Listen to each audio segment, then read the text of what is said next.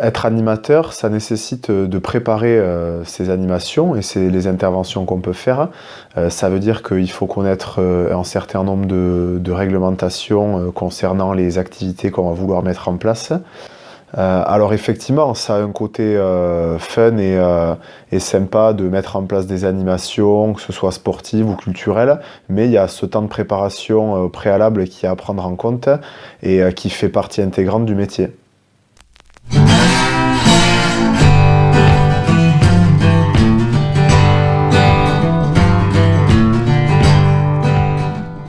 Alors un BAFA, effectivement, pour être animateur, ça peut suffire, même si avant ça, il faut quand même avoir la fibre, il faut vouloir travailler avec des publics jeunes ou pas forcément jeunes pour faire de l'animation. Mais il y a des diplômes qui vont bien au-delà après du BAFA. Il y a des diplômes comme les BPGEPS qui permettent aux animateurs de gagner en compétences et d'être en mesure de rédiger des projets, de travailler de manière partenariale avec des acteurs associatifs ou les collectivités d'un territoire et d'être vraiment force de proposition pour développer des projets de développement de territoire.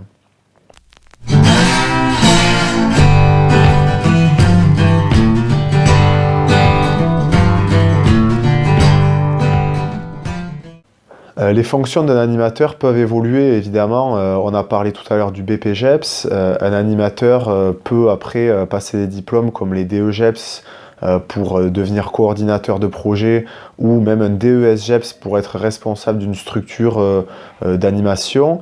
Et à ce moment-là, son poste évolue puisqu'il est à la rédaction de dossiers de demande de financement pour des projets particuliers.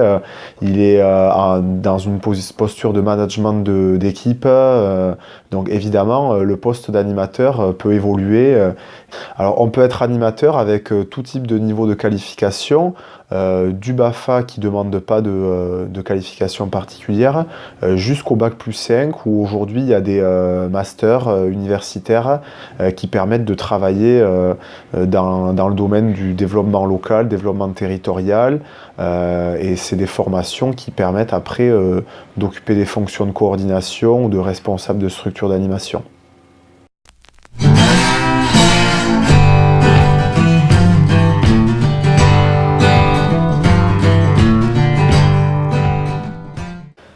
Alors l'animation, ce n'est pas strictement réservé aux centres de loisirs et au public de jeunes enfants. L'animation, ça s'adresse à tous les publics. On peut intervenir aussi bien en maison de retraite que dans des quartiers difficiles ou alors pour des jeunes adultes. Des projets d'animation, on peut en développer pour tout type de public. Tous les publics ont leurs besoins qui vont être spécifiques et un animateur peut contribuer en travaillant main dans la main avec des acteurs du territoire. Il peut contribuer à développer des projets pour tout type de public et dans tout type de domaine.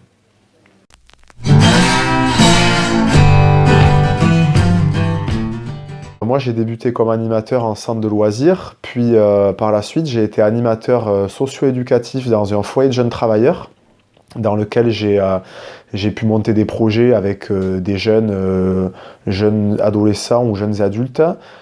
C'est vraiment un métier varié.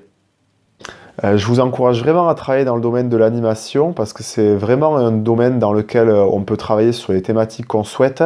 Il suffit d'impulser une idée ou un projet auprès du public qu'on accompagne et à ce moment-là, il y a vraiment la possibilité de se faire plaisir dans son travail et je vous encourage à prendre la voie de l'animation.